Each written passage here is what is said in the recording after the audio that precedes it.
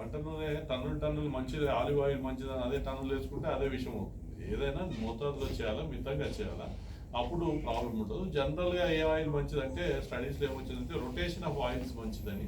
జనరల్గా ఏదైనా ఆయిల్ను మళ్ళీ రీకుక్ చేసిన ఆయిల్ వాడకూడదు, అది డేంజరస్ అవుతుంది. అది ఆక్సిజనేషన్ అయిపోయి క్యాన్సర్ కారకాలు అవుతున్నాయని తెలుసు. చాలా మంది పూర్లో ఏంటంటే అట్లీస్ట్ రోడ్ సైడ్లో కూడా ఆయిల్ని మళ్ళీ ఆయిల్ వేయించి మళ్ళీ చేస్తే అది డేంజరస్. అలా చేయకూడదు, ఏదైనా మితంగా చేసుకోవాలి.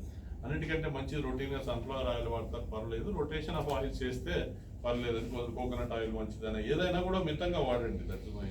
మిక్స్డ్ ఆయిల్ అయితే అంటే మిక్స్డ్ ఆయిల్ అంటే రొటేషన్ ఆఫ్ ఆయిల్స్ అంటాము. Rotation of oil, mixed oil అనేది ప్రత్యేకంగా దొరకలేదు. ఒక సన్ఫ్లవర్ ఆయిల్ చాలా మంది ఏదో స్పెషల్ టైప్ ఆఫ్ ఆయిల్ అని చాలా కాస్ట్లీ కొనుక్కొని చేస్తారు. అదంతా అఫోర్డ్ చేస్తే వేరు, కానీ అందరు ప్రత్యేకంగా దానికోసమే మ్యారినేటెడ్ ఫుడ్ స్టఫ్స్ అని ఏదైనా అతిగా చేయకూడదు. ఫుడ్ స్టఫ్ ఆయన ఓన్లీ మటనే తినమంటాడు, నేను తినద్దు అంటాడు. ఆయన ఇంకోటి తినమంటాడు. ఏదైనా నేచర్ నుంచి అతిగా డివేట్ చేస్తే దానికి ప్రాబ్లమ్స్ వస్తాయండి. ఏదైనా మితంగా చేయండి. Traditional Indian diet, vegetarian diet was quite good because they used to also work and walk. That is becoming less. Vaccine price you found this vaccine price. Any vaccine price of vaccine. Any side effect అంటే చాలా తక్కువ అండి side effects. అంటే మన allopathy beauty ఏంటంటే ఏదో రామ్దేవ్ బాబా గారు అది అంతలేను అట్లా భస్మంలాగా ఇచ్చినట్టు కాదండి. ఏదన్నా సైంటిఫిక్ గా అధ్యయనమై వేల మందిలో టెస్ట్ అయిన తర్వాతనే బయటకు వస్తుంది అలోపతిక్ మెడిసిన్. అలానే వ్యాక్సిన్స్ కూడా చాలా మందిలో ఫస్ట్ ట్రయల్స్ అవుతాయి, దాని తర్వాత సేఫ్టీ ఎస్టాబ్లిష్ అయినాకనే బయటకు వస్తుంది. ఆబ్వియస్లీ కొంచెం అంతా ట్రయల్స్ అన్ని జరిగి చేస్తారు కనుక మనకు రీసెర్చ్లో వ్యాక్సిన్ బయటకు వచ్చడానికి కొంచెం కాస్ట్ ఉంటుంది. But India again we should be proud. చాలా వ్యాక్సిన్స్ మన హైదరాబాద్కి సెంటర్. చాలా వ్యాక్సిన్స్ అమెరికా కంటే 1/20th ప్రైస్కే మన ఇండియాలో అవైలబుల్ ఉంటాయి వ్యాక్సిన్స్. సో మీరు కొన్ని మాట్లాడుతూ చెప్పారు, గుండె జబ్బులు కూడా వంశపరపరంగా వస్తున్నాయి. ఇంతకుముందు క్యాన్సర్, ఎన్నికలు ఊడిపోతామన్నా కూడా వంశపరపరం, ప్రతిదీ వంశపరంగా.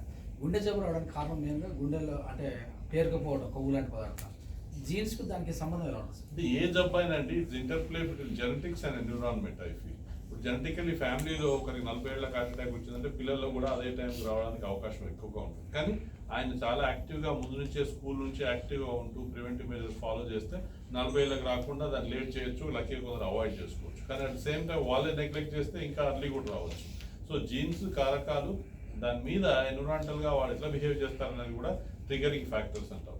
అవి రెండు మిక్స్ అయితే జబ్బు ఇంకా ఎక్కువగా వస్తుంది. సో కూలీలకు కూడా ఈ మధ్యకాలంలో బాగా కూలీలు అంటే బాగా పని చేస్తుంటారు, అలసిపోయి వాళ్ళు ఉంటారు, నడుస్తుంటారు, వాకింగ్ చేస్తుంటారు, వాళ్ళకు కూడా గుండె జబ్బులు వస్తాయి. ఉదాహరణ బాగా బిజినెస్ మ్యాన్లు అంటేనేమో వాళ్ళ పరిస్థితి వేరు. దాన్ని ఎలా చూడాలి? అదే అండి, జబ్బుకు నువ్వు కూలీవా అంబానీయా తెలియదండి, మీరు సినిమా యాక్టరా లేకపోతే డాక్టరా కూడా తెలియదు. ఎవరికైనా రావచ్చు, అది అనుకోవాలి మనం ఫస్ట్. ఎస్పెషల్లీ ఇంకా ఫ్యామిలీ స్టూడెంట్కి ఎక్కువగా వస్తుంది. సో కూలీలకు లోవర్ సోషల్ ఎకనామిక్ స్టేటస్లో రాదని అనుకుంటుండే, కానీ చాలా మంది కూలీలు, డ్రైవర్లు సరిగ్గా నిద్ర లేక తినకుండా సిగరెట్లు తాగితే వాళ్ళకి ఇంకా ఎక్కువగా వస్తున్నట్టు కూడా చూస్తున్నాం.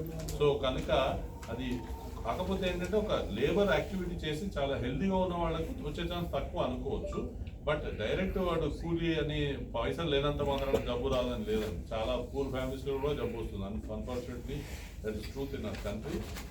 సో కనుక అందరూ కూడా హెల్తీ పాటించాలి. చాలా మంది నాకు టైం లేదు అయిందంటారు. మీ ఆరోగ్యం కోసం మీరు టైం లేదంటే మరి మీరు జబ్బులో బారిన పడడానికి రెడీ ఉండాలి. మీరు అందరూ కూడా ఎంతమంది మీరు కొలెస్ట్రాల్ చెకప్ చేయించుకున్నారు? ఉన్నవాళ్ళందరూ మీరందరూ కూడా అపోలో హాస్పిటల్కి వచ్చి కొలెస్ట్రాల్ చెకప్ చేయించుకోండి. చాలా మంది అనుకుంటారు చెకప్ రూట్గానే చెప్తారు, వ్యాక్సిన్ రూట్గానే చెప్తారు. అట్లా కాదండి. మామూలుగా అధ్యయనంలో తెలిసింది ఏంటంటే ఇవన్నీ చేయడం వల్ల జబ్బులను 80% వరకు తగ్గించుకో, 1-2% కాదండి, 80% తగ్గించుకోవడానికి అవకాశం ఉంది. మీరు ఫాలో చేస్తే మీరు బెనిఫిట్ అవుతారు, లేకపోతే రాదు. ఫెర్టిలైజ్ ఫుడ్ వల్ల ఏ మేరకు వచ్చే అవకాశం? ఫెర్టిలైజ్ మందులు వాడటం వల్ల చాలా ఫుడ్ అంటే అడల్టరేషన్, ఇందాక రమేష్ గారు చెప్పినట్టుగా ఏవైనా కూడా దాంట్లో ఏమి మిక్స్ అవుతున్నాయనేది చాలా important. Some times mercury, organic ఇవి సబ్స్టెన్సెస్ వాడితే ఇంకా ఎక్కువ డేంజర్ జరుగుతుంది. ఏ రకమైన ఫర్టిలైజర్స్ అందులో ఉన్నాయని బట్టి డేంజర్నెస్ ఎక్కువగా ఉంటుంది. జనరల్గా ఆర్గానిక్ అంటే ఏం ఫర్టిలైజర్ వేయకుండా హెల్తీగా పాటించేది బాగుంటుంది కదా, అది జనరల్ టాక్. కానీ అదే చాలా మంది ఏంటంటే అఫోర్డ్ చేయలేకపోయినా అన్ని చాలా కాస్ట్లీ పెట్టి అవే తినాలంటే కూడా కష్టం. సో ఏదైనా తెచ్చినవి మళ్ళీ హెల్తీగా కడుక్కొని వాడుకొని వీళ్ళనంత తక్కువగా తింటే బెటర్ అని. మనం ఎకరానికి 15 బస్తాలు ఇప్పుడు 30 బస్తాలు రావాలంటే చాలా ఇది కదా. ఫర్టిలైజర్ వాడినప్పుడు డెఫినెట్ గా అది ఎఫెక్ట్ ఉంటుంది మన మీద. అది అప్పుడే తెలియకపోవచ్చు, ఒక తరం తర్వాత తెలియచ్చు.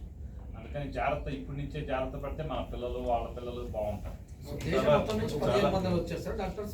15,000 మంది వచ్చారు. అన్ని చోట్ల Only నుంచి వచ్చారు. బయట నుంచి international Russia Mauritius some African countries నుంచి అమెరికన్ దాని నుంచి కూడా వచ్చారు. So we are thankful to all of them. Thanks for media to come. We are extremely thankful.